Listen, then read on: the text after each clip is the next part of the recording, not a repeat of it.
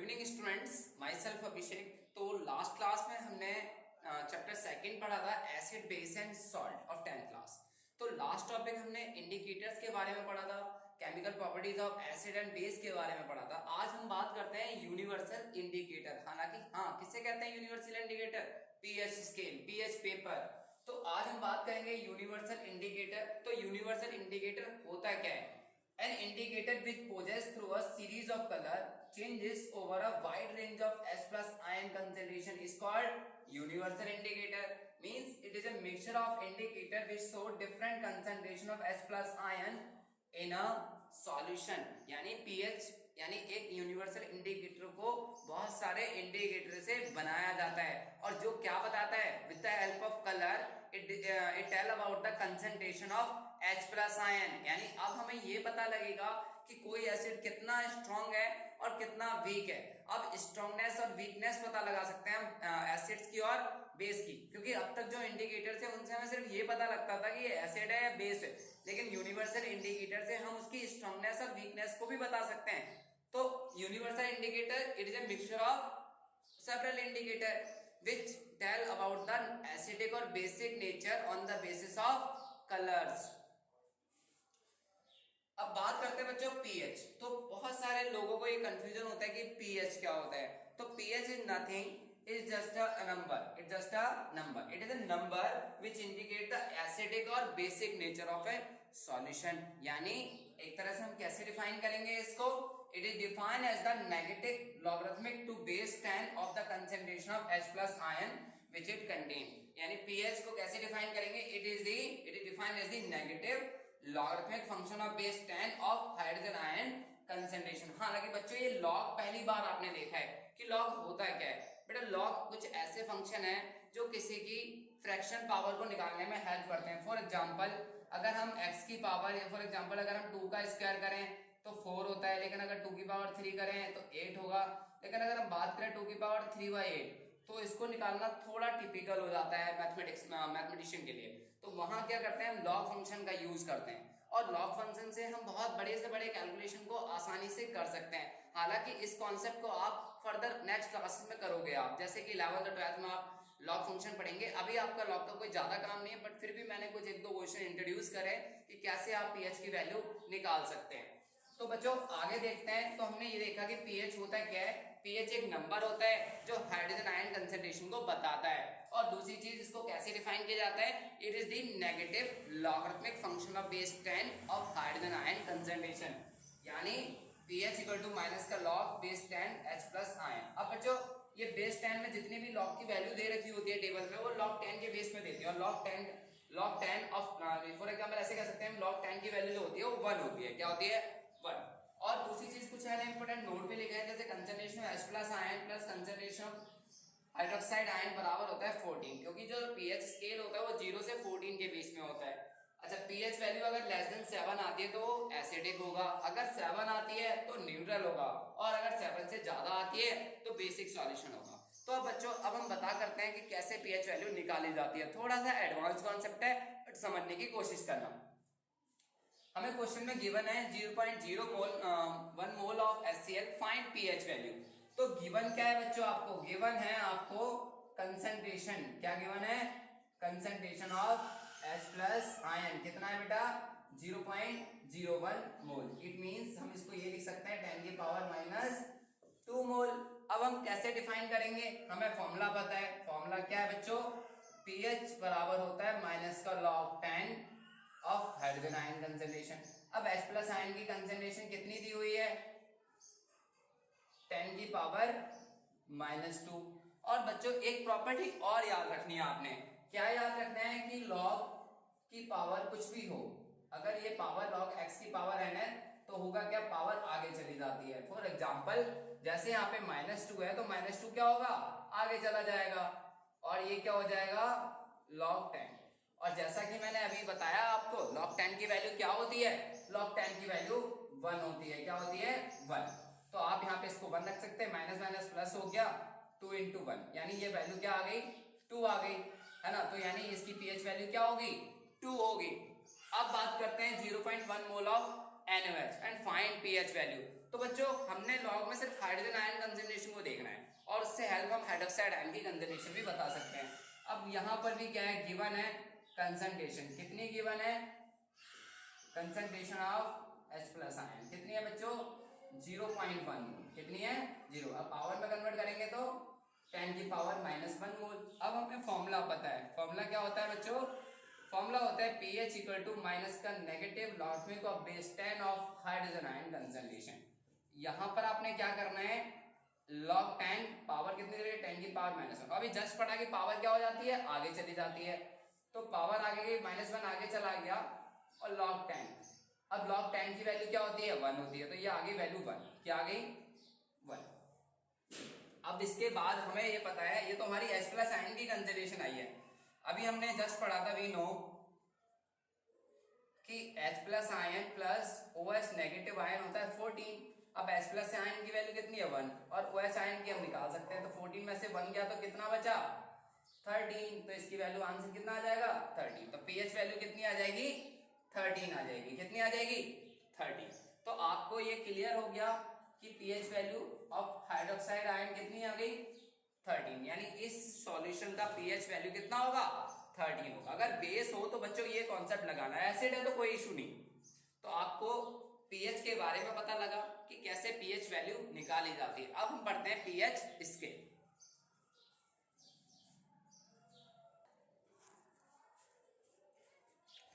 हाँ तो बच्चों जैसे कि अभी हमने pH के बारे में पढ़ा, अब हम बात करते हैं pH स्केल की। तो pH स्केल होता है क्या है, it is the scale for measuring hydronium ion concentration in a solution. यानी ये एक ऐसा स्केल होता है जो किसी भी सॉल्यूशन में हाइड्रोजन आयन कंसंट्रेशन को बताता है। ये pH scale is celebrated from 0 to 14। अगर 0 होगा तो बहुत एसिडिक होगा और 14 होगा तो बहुत बेसिक होगा। अब ये स्केल है हमारा 0 से 14 तक, इस पे मार्किंग होती है, जहां पर 0 से 7 के बीच में इसका एसिडिक नेचर बताता है और 7 से 14 के बीच में बेसिक नेचर, और 7 होता है न्यूट्रल। अब हम बात करते हैं कि जैसे जैसे हम नंबर कम होते जाएंगे, 14 से कम आते जाएंगे, वैसे वैसे हाइड्रोजन आयन कंसंट्रेशन क्या हो जाती है, बढ़ती जाती है, और जैसे हम दूर जाएंगे वैसे वैसे हाइड्रोजन आयन की कंसंट्रेशन क्या हो जाएगी, घटती जाएगी। अब हम बात करते हैं डिफरेंट pH वैल्यू। 0 से 2 के बीच में अगर किसी की pH वैल्यू आती है तो कलर जो ऑब्जर्व होगा वो pH स्केल पे वो ऑब्जर्व होगा डार्क रेड, और इसके एग्जांपल है HCl, H2SO4, HNO3। और अगर pH वैल्यू 2 से 4 के बीच में आती है तो वो कलर होगा ऑरेंज रेड, और इसका एग्जांपल है लेमन जूस। अगर 4 से 7 के बीच में आता है तो कलर होगा pH पेपर पे ग्रीनिश येलो, और ये कॉफी, काउ मिल्क, ये एसिडिक नेचर के होते हैं। अगर 7 आता है तो ग्रीन कलर होता है, जैसे डिस्टिल वाटर का होता है एग्जांपल, या रेन वाटर हो गया। Rain water is the purest form of water, but अगर वो पॉल्यूटेड ना हो। 7 से 10 के बीच में आता है तो ग्रीनिश ब्लू होता है, और सलाइवा, ब्लड, इन सब का जो pH वैल्यू होता है 7 से 10 के बीच में होता है, बेसिक नेचर के होते हैं। 10 से 12 आता है तो कलर पर्पल होगा, और वॉशिंग सोडा और एंटासिड इसके बहुत अच्छे एग्जांपल है। और 12 से 14 आता है तो वॉयलेट या ब्लू कलर का होगा, NaOH यानी सोडियम हाइड्रोक्साइड और पोटेशियम हाइड्रोक्साइड। तो ये अलग अलग कलर अलग अलग pH वैल्यू शो करते हैं। जब हम pH पेपर को कुछ ऐसे सॉल्यूशन में डिप करते हैं तो on the basis of colour ये हाइड्रोजन आयन की कंसंट्रेशन और बेसिक सॉल्यूशन या एसिडिक सॉल्यूशन की स्ट्रेंथ को भी बताते हैं। अब हम बात करते हैं importance of pH in our daily life. जैसे कि डाइजेस्टिव सिस्टम में क्या रोल होता है, टूथ डिके में क्या रोल होता है, importance of pH of soil in plant growth, importance of pH in animal sting and pH of chemical produce by plant. तो ये 5 कुछ एप्लीकेशंस है जहां पर हम pH वैल्यू को देखते हैं। जैसे कि अब हम बात करते हैं डाइजेशन की, तो डाइजेस्टिव सिस्टम क्या होता है, our body work with in the pH range 7 to 7.8। हमारी जो बॉडी है वो अच्छे से वर्क करती है 7 से 7.8 pH में। एंड ड्यूरिंग इंडाइजेशन, हम पता है जब बहुत ज्यादा ओवर ईटिंग कर लेते हैं तो हमें क्या हो जाती है, इंडाइजेशन की कंडीशन हो जाती है। तो ड्यूरिंग इंडाइजेशन क्या होता है कि हमारा स्टमक काफी अमाउंट में एसिड रिलीज करता है, और जिसकी वजह से हमारे स्टमक को पेन एंड इरिटेशन होती है। And to get rid of this pain and irritation we use antacid. Antacid क्या होते हैं बच्चों, एंटासिड होते हैं माइल्ड बेस जो एसिडिटी को न्यूट्रलाइज करते हैं, जैसे कि मैग्नीशियम हाइड्रोक्साइड, जिसे हम अपनी कॉमनली मिल्क ऑफ मैग्नीशिया भी कहते हैं। तो बच्चों एंटासिड का कॉन्सेप्ट क्लियर है कि with in the pH range 7 to 7. During indigestion our stomach produce excess hydrochloric acid and due to which pain and irritation is felt. Remedy क्या है, उपचार क्या है, to get rid of this pain bases called antacid are used by people and these antacid neutralize the excess acid. An example है milk of magnesia, means magnesium hydroxide.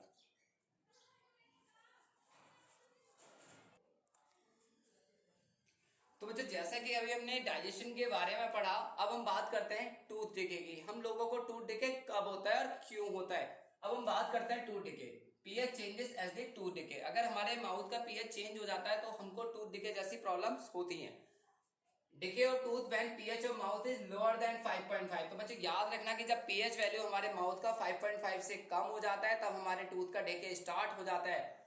Tooth enamel, अब ये बात हम सबको पता है कि tooth is the hardest substance of our body which does not dissolve in water. और आपको पता है कि हमारा जो टूथ एनेमल है वो कैल्शियम फॉस्फेट का बना होता है, जिसका फॉर्मूला होता है CA3PO4, जो क्लास 9th में हमने वैलेंसी के कॉन्सेप्ट से बनाना सीखा था। This is the hardest substance of the body. It does not dissolve in water, but it is corroded when the pH on the mouth is less than 5.5। कि जब हमारे mouth का pH वैल्यू 5.5 से कम हो जाता है तो हमारा टूथ एनेमल क्या हो जाता है, डिके स्टार्ट हो जाता है। ये कैसा क्यों होता है मैं आपको ये बताता हूँ। Bacteria present in mouth produce acid by degradation of sugar and food particles remaining in the mouth after eating. कि जब हम खाना खाते हैं तो हमारे माउथ में जो बैक्टीरिया प्रेजेंट है वो शुगर या कार्बोहाइड्रेट फूड से रिएक्ट करते हैं और हमारे माउथ में काफी अमाउंट में एसिड रिलीज करते हैं, और जिसकी वजह से हमारे माउथ का पीएच वैल्यू क्या हो जाता है, कम हो जाता है। हालांकि सलाइवा बेसिक नेचर का होता है जो न्यूट्रल करने की कोशिश करता है, लेकिन अगर हम ब्रश नहीं करते हैं रेगुलरली तो क्या होता है कि हमारे माउथ का पीएच वैल्यू कम हो जाता है, और उसकी वजह से क्या होता है कि हमारे टूथ डिके स्टार्ट हो जाता है। तो इसका प्रिवेंट कैसे कर सकते हैं। The best way to prevent this is to clean the mouth after eating food. कि जब भी हम खाना खाएं उसके बाद हम ब्रश करें या क्लीन करें यूजिंग बेसिक टूथपेस्ट। और किस तरह के टूथपेस्ट का यूज करेंगे, बेसिक टूथपेस्ट का। क्यों, क्योंकि बेस क्या करते हैं, एसिड को न्यूट्रलाइज करते हैं, because it neutralise the acid at present tooth decay. अब हम बात करते हैं एसिड रेन की। तो बच्चों आपने कभी देखो एयर क्वालिटी इंडेक्स बहुत ज्यादा बढ़ता जा रहा है, हमारी एयर बहुत ज्यादा पॉल्यूटेड हो रही है, और उसका बहुत सारे कारण है। बहुत सारे ऑटोमोबाइल से निकलने वाली harmful poisonous gas, sulphur dioxide, nitrogen dioxide, carbon dioxide. तो ये sulphur dioxide, nitrogen dioxide air में जब जाती हैं तो क्लाउड्स में पानी से जब रिएक्ट करती हैं तो sulphuric acid, nitric acid release करती हैं, और ये एसिड जब बारिश के साथ आता है तो ऐसे रेन को बोलते हैं एसिड रेन। और एसिड रेन पता करने का सबसे अच्छा तरीका है पीएच। पीएच से हम बता सकते हैं वो रेन एसिडिक है नहीं है। अगर पीएच वैल्यू 5.6 से कम होती है तो वो रेन एसिडिक नेचर की होती है, जो हमारी क्रॉप प्रोडक्शन, क्रॉप्स के लिए बहुत ज्यादा हार्मफुल होती है। कभी आपने मार्बल कैंसर का नाम सुना होगा, ताजमहल का रंग आज फीका पड़ रहा है बिकॉज ऑफ एसिड रेन। अब होता है क्या, when the pH of the rain water is less than 5.6 is called acid rain, and when the acid rain flow into the river it lower the pH of the river water and the survival of aquatic life in such river become difficult। और ये जो acid rain है जब इसका पानी नदियों में जाता है तो वहाँ पे जो एक्वेटिक लाइफ फॉर्म्स हैं उनको काफी हार्म होता है, काफी नुकसान पहुंचता है। तो एसिड रेन का कॉन्सेप्ट आपको क्लियर हो गया। तीसरी चौथी चीज अब आता है हमारा importance of pH soil in plant growth. Plant generally need neutral soil for their proper development and growth. Generally plant हो या एनिमल हो सबको न्यूट्रल नेचर चाहिए, न्यूट्रल पीएच चाहिए।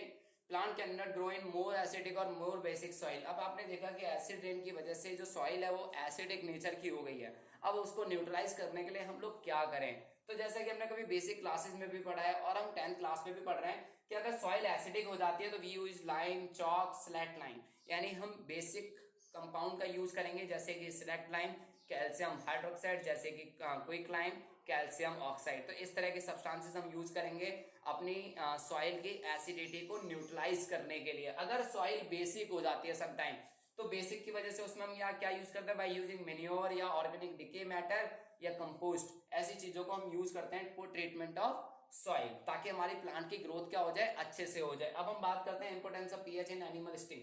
आपने देखा होगा बहुत सारे कुछ ऐसे इंसेक्ट हैं जैसे scorpion, honey bee, ant, on stinging they release methanoic acid, it cause severe irritation and pain. कुछ ऐसे इंसेक्ट हैं जब ये स्टिंग करते हैं तो हम लोगों को काफी पेन एंड इरिटेशन महसूस होती है। क्यों, क्योंकि ये एक फॉर्मिक एसिड नाम का कंपाउंड या फिर मैथेनोइक एसिड रिलीज करते हैं, जिसकी वजह से हम लोगों को पेन एंड इरिटेशन महसूस होती है। हालांकि ऐसा कुछ प्लांट्स भी करते हैं जैसे नेटल स्टिंग, वो भी फॉर्मिक एसिड रिलीज करते हैं। तो ऐसे इन चीजों के लिए क्या ट्रीटमेंट यूज करते हैं, by applying baking soda to neutralise the acid. इसके लिए हम माइल्ड बेस या बेकिंग सोडा जैसे कंपाउंड का यूज करते हैं ताकि हम उसको न्यूट्रलाइज कर सकें। या कैलामाइन सॉल्यूशन, जब चींटी काट लेती है, रेड आंट्स काट लेती हैं तो हम कैलामाइन सॉल्यूशन या जिंक कार्बोनेट बोला जाता है जिसको वो यूज करते हैं। अब हम बात करते हैं वास्प लीव्स की। वास्प प्लांट्स की जो लीव्स होती हैं उनका जो बेसिक सॉल्यूशन कंटेन होता है उनके अंदर, जब वो स्टिंग करती हैं तो बेसिक यानी बेस भी क्या करते हैं, कोरोजिव नेचर होते हैं, हार्मफुल होते हैं स्किन के लिए, तो वो भी हमें पेन एंड इरिटेशन महसूस कराते हैं। इसके लिए ट्रीटमेंट क्या है? एसिड। जब हम अगर बेस को न्यूट्रलाइज करना है तो एसिड का यूज करेंगे। तो ऐसे केस में हम कुछ विनेगर का यूज करते हैं। हम ऐसे एसिड का यूज करेंगे जो वीक हो थोड़ा सा, और उसमें हम यूज करते हैं विनेगर। विनेगर मतलब सिरका। और सिरका किसे कहा जाता है? एक तरह का डाइल्यूटेड एसिड होता है, एसिटिक एसिड का। तो विनेगर को हम अफेक्टेड एरिया में लगाते हैं और हमें रिलीफ महसूस होता है। तो बच्चों, आपको पीएच का आज कॉन्सेप्ट समझ में आया होगा।